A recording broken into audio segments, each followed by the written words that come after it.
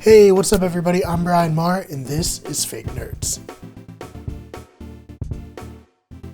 We had some huge Pokemon news today because Nintendo and the Pokemon Company did a Pokemon Direct.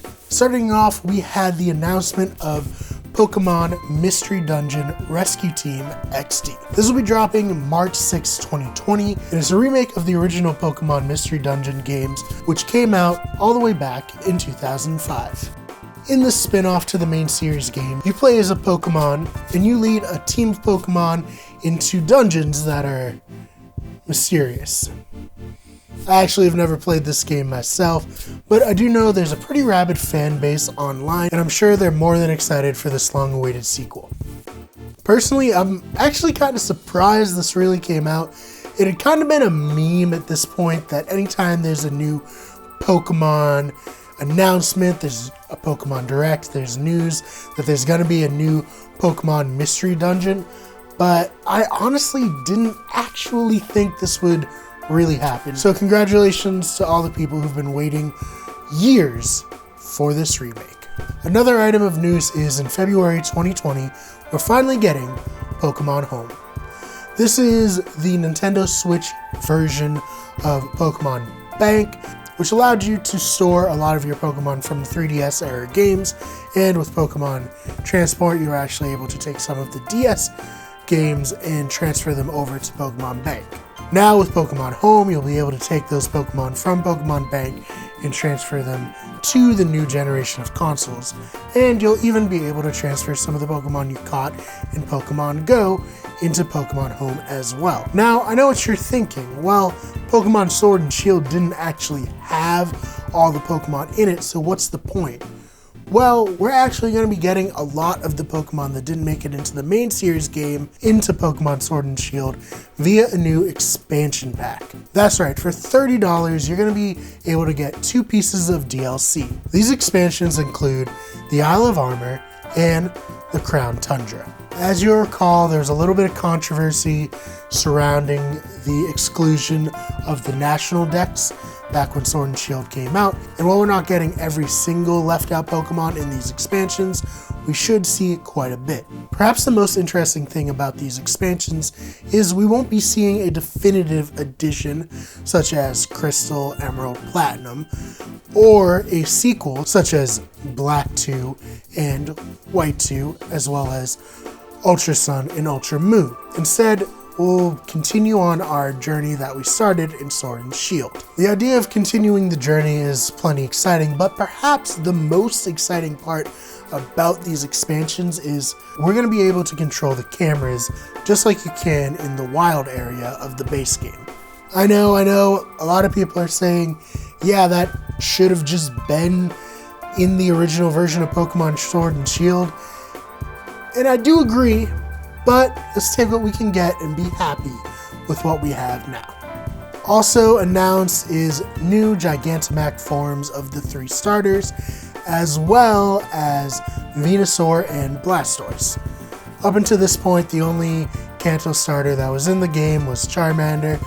We're finally going to be able to either transfer or capture Bulbasaur and Squirtle. Now let's talk specifics of these expansions. So, the Isle of Armor.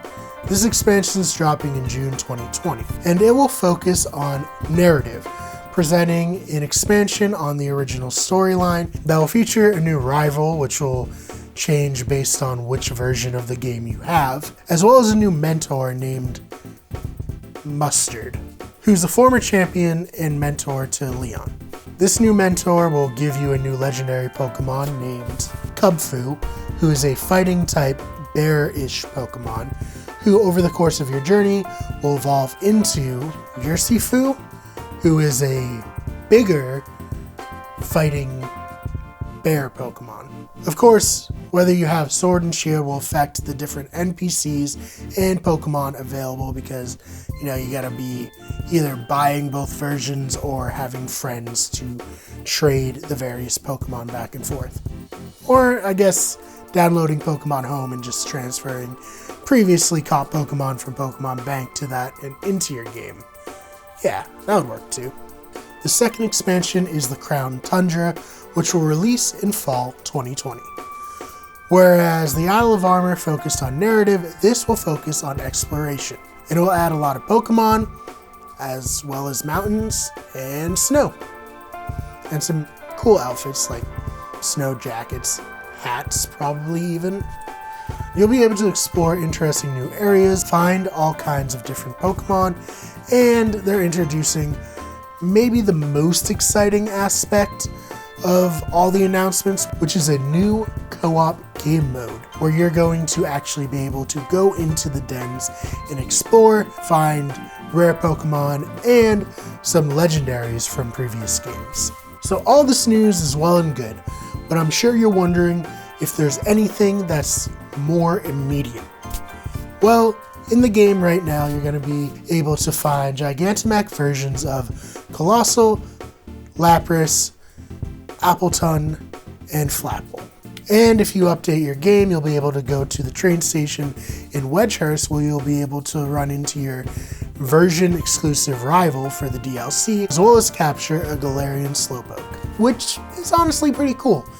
Running into your rival and catching this new version of an old Pokemon will give you just a little bit of a taste of what's to come.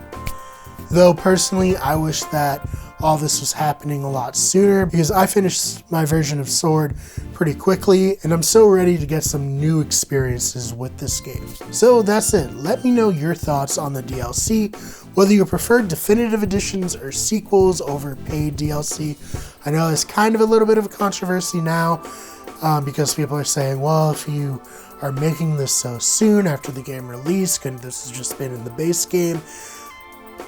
But, you know, Game Freak, their company, they gotta make some money. Not that they're struggling in any way, obviously. Sword and Shield sold a lot of copies, but this is just how it is. This is video games these days.